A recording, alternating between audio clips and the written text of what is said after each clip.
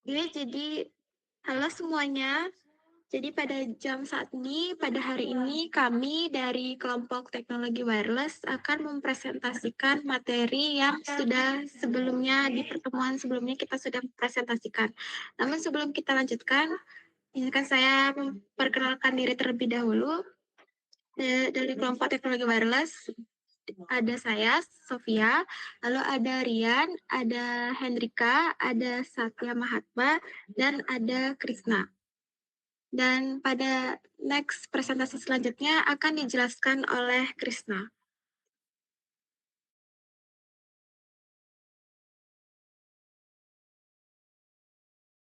Selamat siang semuanya. Di sini saya akan menjelaskan apa itu teknologi wireless. Teknologi wireless atau teknologi nirkabel adalah sebuah inovasi yang memungkinkan pertukaran data antara dua perangkat atau lebih tanpa menggunakan koneksi fisik, seperti kabel tembaga ataupun fiber optik. Teknologi wireless menggunakan gelombang elektromagnetik seperti gelombang radio, mikro, atau inframerah sebagai medium transmisi, dengan tujuan utama adalah menyediakan mobilitas, fleksibilitas, dan kemudian instalasi, membebaskan kita dari batasan kabel. Selanjutnya, di sini di slide pada saat ini adalah kenapa kita memilih wireless, yaitu keunggulan teknologi wireless sendiri. Penerapan teknologi wireless menawarkan berbagai manfaat signifikan di berbagai sektor, mulai dari rumah tangga hingga industri besar. Yang pertama adalah mobilitas. Pengguna dapat bergerak bebas dan tetap terhubung dalam jangkauan sinyal tanpa terikat pada lokasi tertentu. Yang kedua adalah fleksibilitas dan kemudahan. Mudah dipasang, dikonfigurasi, dan dikembangkan tanpa perlu repot menarik eh, infrastruktur kabel yang kompleks. Yang ketiga adalah skalabilitas. Penambahan perangkat atau pengguna baru relatif cepat dan hemat biaya. Infrastruktur dapat disesuaikan dengan kebutuhan yang terus berkembang. Yang keempat adalah estetika. Lingkungan kerja atau rumah menjadi lebih rapi, aman, dan estetis tanpa kabel yang disertakan. Selanjutnya, tantangan dalam dunia wireless. Meskipun unggul dalam mobilitas, teknologi nirkabel atau wireless memiliki beberapa kelemahan yang perlu diperhatikan, terutama terkait performa dan keamanan. Yang pertama adalah keamanan atau security yang rentan. Sinyal yang terpancar secara terbuka lebih rentan terhadap penyadapan, pembajakan, atau serangan cyber dibandingkan jalur kabel fisik. Yang kedua adalah intervensi sinyal. Performa sinyal dapat terganggu oleh perangkat elektronik lain, seperti microwave, Bluetooth, atau hambatan fisik seperti dinding tebal, logam, dan air. Yang ketiga adalah kecepatan dan latensi. Secara umum, kecepatan transmisi atau throughput dan latensi masih kalah dibandingkan koneksi fiber optik yang berdedikasi. Yang terakhir adalah jangkauan terbatas. Jangkauan sinyal efektif sering terbatas. Diperlukan access point atau HP atau repeater tambahan untuk mencakup area yang luas. Selanjutnya akan dijelaskan oleh teman saya yaitu Satya.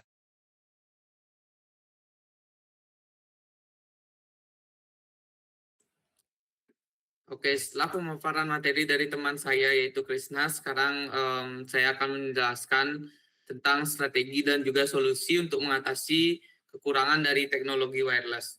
Jadi yang pertama yaitu aspek keamanan pada aspek ini, di mana teknologi wireless itu sangat mudah dibobol, seperti contohnya WiFi, di mana ada solusi yang bisa kita gunakan untuk memecahkan masalah ini, yaitu yang pertama menggunakan WPA3 dengan enskripsi data yang lebih kuat, lalu autentifikasi pengguna dengan menggunakan 802.1x, lalu menggunakan VPN untuk perlindungan tambahan saat kita mengirim data. Lalu yang kedua yaitu pada aspek interferensi, di mana masalahnya banyak WiFi yang saling bertabrakan, terutama di apartemen atau perumahan yang sangat padat. Lalu solusinya yaitu dengan pindah ke pita dengan 5 GHz atau 6 GHz dan juga menggunakan BSS coloring atau Wi-Fi 6. Lalu yang ketiga yaitu pada aspek jangkauan dan kualitas sinyal, di mana misalnya Wi-Fi tidak sampai ke semua ruangan atau sinyal lemah, di mana solusi yang bisa kita gunakan yaitu mesh Wi-Fi atau beamforming. Lalu yang keempat itu ada konsumsi daya. Misalnya ada masalah seperti perangkat IoT, seperti kamera, sensor, atau smart lamp yang sangat boros dengan baterai, itu solusi yang bisa kita gunakan seperti target wake time atau TWT di Wi-Fi 6. Lalu yang kelima yaitu ada kecepatan. Kecepatan di sini mungkin pada saat kita menggunakan Wi-Fi seperti Wi-Fi terasa sangat lambat atau saat kita speed test itu hasilnya sangat rendah. Solusi yang bisa kita gunakan yaitu upgrade ke Wi-Fi 6 atau Wi-Fi 7, lalu menggunakan off DMA atau MLO. Nah, itu beberapa kekurangan dan juga solusi dalam teknologi wireless. Selanjutnya yaitu saya akan menjelaskan tentang spektrum jangkauan teknologi wireless. Jadi pada teknologi wireless ada pengklasifikasian berdasarkan jangkauan operasional dari skala personal hingga skala global. Jadi yang pertama itu ada WPAN atau Personal Area Network, di mana jangkauan dari network ini itu ada di 1 sampai 10 meter. Contohnya yaitu Bluetooth atau Zigbee. Contoh penggunaannya itu pada headset, keyboard, dan juga smartphone. Lalu yang kedua yaitu ada WLAN atau Local Area Network, di mana jangkauan dari jaringan ini ada pada 10 sampai 100 meter. Contoh penggunaannya yaitu pada Wi-Fi, seperti Wi-Fi di rumah, kantor, kampus, ataupun hotspot pada smartphone kita. Lalu yang ketiga yaitu ada WMAN atau Metropolitan Area Network, di mana jangkauannya ini lumayan luas, yaitu satu kota, dengan contohnya itu seperti WiMAX, dan penggunaannya itu seperti internet broadband skala kota. Lalu yang keempat yaitu WWAN atau Wide Area Network, di mana jangkauannya ini bisa hingga nasional hingga global. Contohnya itu seperti jaringan internet yang kita gunakan yaitu 4G, 5G maupun satelit. Dan penggunaannya itu seperti komunikasi mobile global yang seperti kita gunakan sehari-hari. Nah, itu beberapa spektrum jangkauan teknologi wireless. Lalu selanjutnya saya akan menjelaskan tentang bagaimana sih Wi-Fi 1 itu. Nah, yang pertama,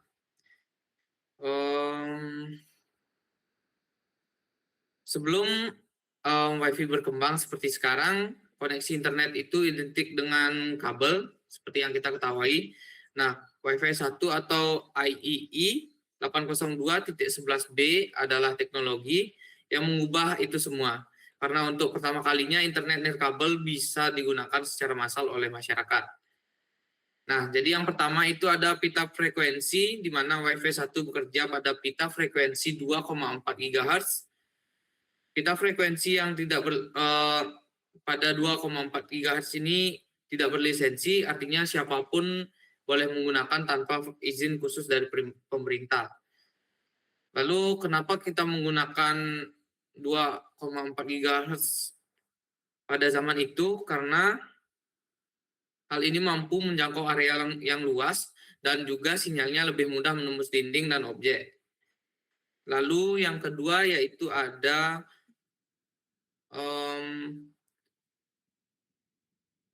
kelebihan dari pita 2,4 GHz ini. Jadi panjang gelombang 2,4 GHz ini lebih panjang sehingga jangkauannya lebih luas. Lalu sangat cocok untuk digunakan seperti perumahan dan juga kantor. Lalu selanjutnya yaitu ada kekurangan. Kekurangan dari Wi-Fi 1 ini itu pada terlalu banyaknya dipakai oleh banyak orang atau interferensinya yang tinggi. Contoh penggunaannya itu seperti Bluetooth, oven microwave, telepon nirkabel, dan banyak yang lainnya. Jadi Ini akan berdampak pada koneksi yang tidak stabil, lalu kecepatannya turun, dan juga sinyal sering putus-putus. Nah, kecepatan maksimal dari Wi-Fi 1 ini ada pada 11 Mbps. Karena secara teori Wi-Fi 1 ini mampu mencapai 11 Mbps, di mana saat itu sudah merupakan lonjakan besar dibanding jaringan kabel yang lama. Namun dalam praktiknya kecepatan nyatanya mungkin hanya di 5 atau 6 Mbps, sehingga menyebabkan overhead protokol, interferensi sinyal, dan juga banyak perangkat berbagi jaringan. Lalu selanjutnya yaitu ada teknik modulasi DSSS atau Direct Sequence Spectrum, di mana Wi-Fi 1 menggunakan teknik DSSS ini karena data disebarkan ke rentang frekuensi yang lebih luas, tujuannya agar sinyal lebih tahan terhadap gangguan. Lalu, apa keuntungan menggunakan DSSS ini? Yang pertama itu ada jaringannya yang lebih stabil, lalu lebih tahan interferensi dibandingkan teknik lama. Dan kekurangannya itu yaitu pastinya tidak efisien dan membutuhkan bandwidth yang lebih besar. Dan apa sih dampak revolusioner dari Wi-Fi 1 ini? Yang pertama yaitu standar Wi-Fi pertama yang sukses secara massal, murah, mudah dipasang, dan tidak perlu kabel. Teknologi ini menjadi pondasi utama WLAN modern. Dan yang selanjutnya itu ada tantangan atau masalah pada Wi-Fi 1 ini. Yang pertama itu meskipun teorinya itu bisa sampai 11 Mbps, penggunanya jarang menggunakan bisa merasakan sampai 11 Mbps seperti yang sudah saya jelaskan tadi. Lalu keterbatasan channel hanya tersedia 3 channel yang tidak saling tumpang tindih, yaitu channel 1, channel 6, dan juga channel 11. Ini menjadi masalah besar di area padat. Lalu yang terakhir ada pada kesimpulan dari Wi-Fi 1 ini. Jadi walaupun Wi-Fi 1 memiliki banyak keterbatasan, teknologi ini adalah tongakan sejarah yang berdampak besar pada masa itu. Nah, mungkin itu saja penjelasan dari Wi-Fi 1 dan juga penjelasan ketiga slide dari saya. Selanjutnya akan dijelaskan oleh teman saya.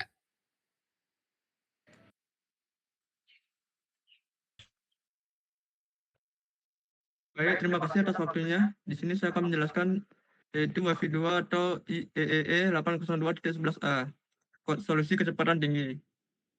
Konsep kunci dan implementasinya. Yang pertama ada pita frekuensi, beroperasi secara eksklusif pada pita 5 GHz. Kelebihannya, pita 5 GHz jauh lebih lebar dan kurang padat, atau mengurangi interferensi dibandingkan 2,4 GHz, memungkinkan tersedia hingga 23 channel non tumpang tindih atau dibandingkan 3 pada 2,4 GHz. Kekurangannya, sinyal 5 GHz mengalami atenuasi atau pelemahan yang lebih tinggi dan kurang mampu menembus hambatan atau dinding perabotan dibandingkan 2,4 GHz, mengakibatkan jangkauan yang lebih pendek. Yang kedua ada kecepatan maksimal teoritis, 54 Mbps, peningkatan yang signifikan atau 5 kali lipat dibandingkan 802.11b. Yang ketiga ada teknik modulasi atau OFDM, menggunakan orthogonal frekuensi division multiplexing atau OFDM. OFDM memecah aliran data menjadi banyak subcarrier frekuensi sempit yang ditransmisikan secara paralel. Ini sangat meningkatkan efisiensi spektral dan ketahanan terhadap multipath bending dan interferensi intersimbol atau ISI. Nah, di sini ada dampak dan tantangannya. Tantangan adopsi, meskipun lebih cepat, 802.11a tidak populer pada awalnya karena dia perangkat yang keras yang lebih tinggi dan kompatibilitas. Yang kedua ada aplikasinya. Paling sering digunakan di lingkungan perusahaan yang membutuhkan kecepatan tinggi dan bersedia menerima jangkauan yang lebih pendek. Berikutnya.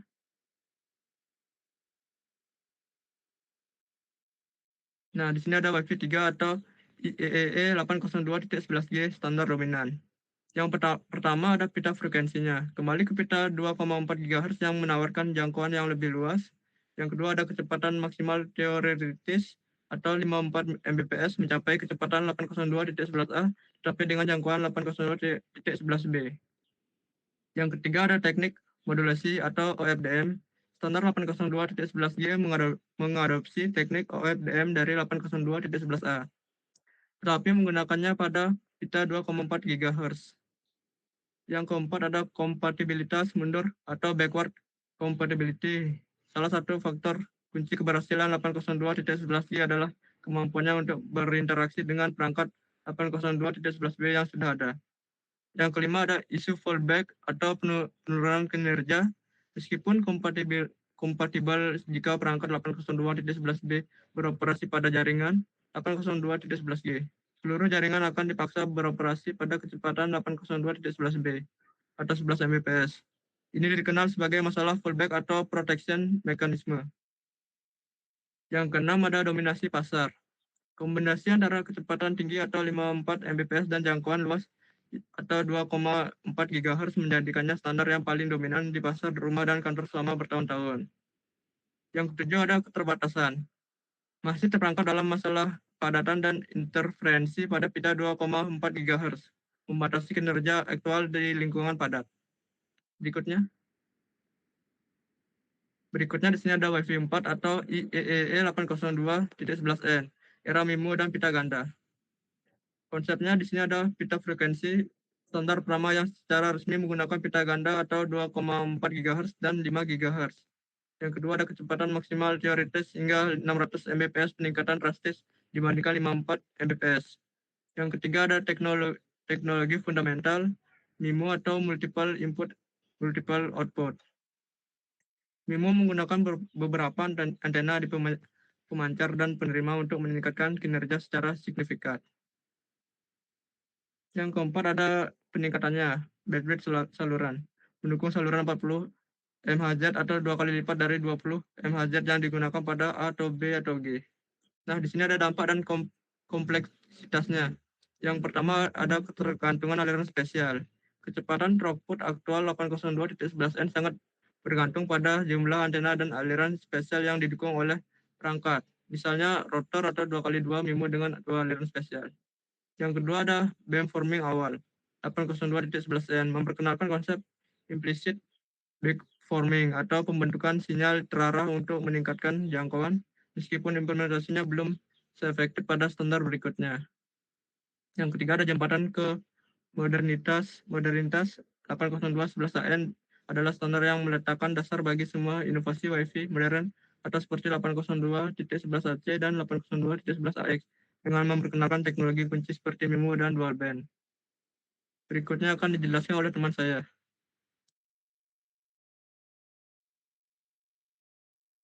Baik, terima kasih atas waktunya. Di slide ini kita bahas tentang Wi-Fi yang merupakan standar IEEE 802.11 dan paling sering kita pakai untuk jaringan WLAN, baik di rumah, kampus maupun kantor. Yang pertama ada Wi-Fi 5 atau 802.11ac. Wi-Fi 5 ini fokus di frekuensi 5 GHz, jadi kecepatan internetnya bisa jauh lebih tinggi. Kecepatan maksimalnya bisa sampai 3,5 Gbps dan sudah lebih cepat dibandingkan Wi-Fi 4. Selain itu, Wi-Fi 5 juga mendukung MU MIMO, jadi satu router bisa melayani beberapa perangkat sekaligus. Selanjutnya ada Wi-Fi 6 atau 802.11ax. Wi-Fi 6 ini bukan cuma soal cepat, tapi juga lebih efisien, terutama kalau dipakai di tempat ramai seperti kampus atau kantor. Teknologi ini menggunakan OFDMA dan TWT, serta bisa berjalan di frekuensi 2,4 GHz dan 5 GHz. Terakhir ada Wi-Fi 7 atau 802.11be yang akan jadi generasi berikutnya. Wi-Fi 7 memanfaatkan frekuensi 6 GHz dan dirancang untuk kecepatan sangat tinggi dengan latensi rendah. Next. Selanjutnya, Kita masuk ke Bluetooth. Bluetooth ini termasuk teknologi WPAN, jadi digunakan untuk koneksi jarak dekat dan dengan konsumsi daya yang rendah. Bluetooth paling sering kita temui untuk audio dan perangkat periferal seperti headset, speaker, keyboard, dan mouse yang terhubung ke laptop. Selain itu, ada juga Bluetooth Low Energy atau BLE yang biasanya dipakai di perangkat wearable seperti smartwatch dan fitness tracker. Keunggulannya, perangkat ini bisa bertahan lama walaupun baterainya kecil. Bluetooth juga banyak digunakan di perangkat IoT, misalnya smart home dan sistem beacon untuk navigasi di dalam ruangan. Next.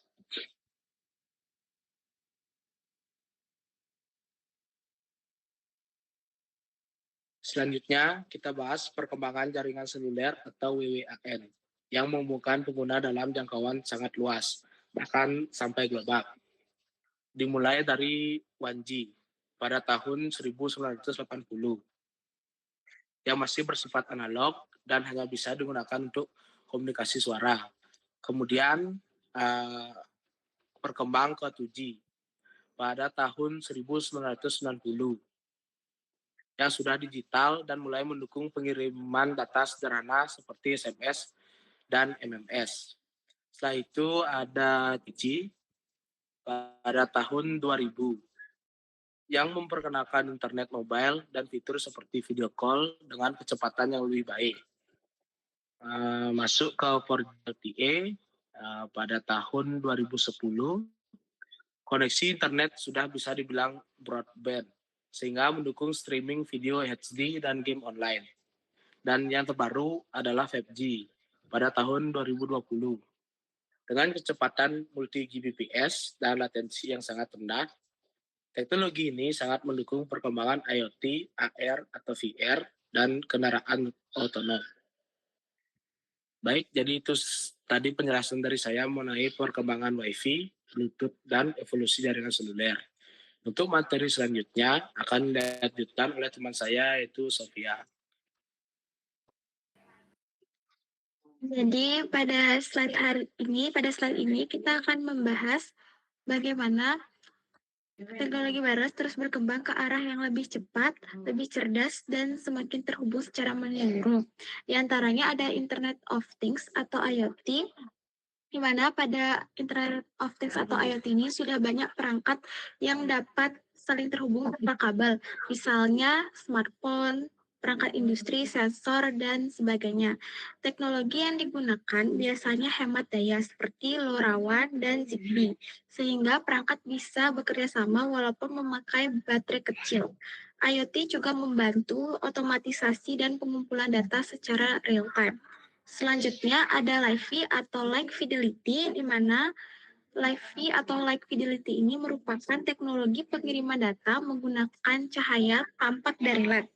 Live menawarkan kecepatan yang lebih tinggi dibandingkan Wi-Fi dan memiliki keamanan yang lebih baik karena cahaya tidak bisa menembus dinding sehingga data lebih terlindungi di ruangan tertutup.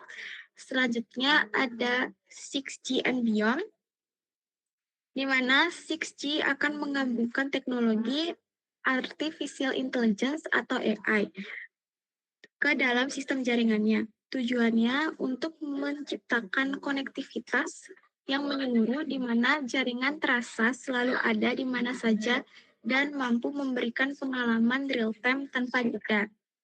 Next. Jadi kesimpulannya, yaitu teknologi wireless melalui Wi-Fi, Bluetooth, dan jaringan seluler telah menjadi fondasi cara kita hidup, bekerja, dan berinteraksi. Setiap teknologi juga memiliki perannya di mana ada WIPAN untuk koneksi personal, WLAN untuk area lokal, dan W1 untuk jangkauan global. Masa depan didominasi oleh kecepatan ultra tinggi dan latensi rendah untuk mendukung revolusi IoT dan 5G atau 6G. Pengembangan terus berfokus pada mitigasi tantangan utama, yaitu peningkatan keamanan dan keandalan sinyal di tengah interferensi yang tinggi. Sekian presentasi materi yang kami bawakan mengenai teknologi wireless. Jika ada kekurangan, mohon dimaafkan. Terima kasih.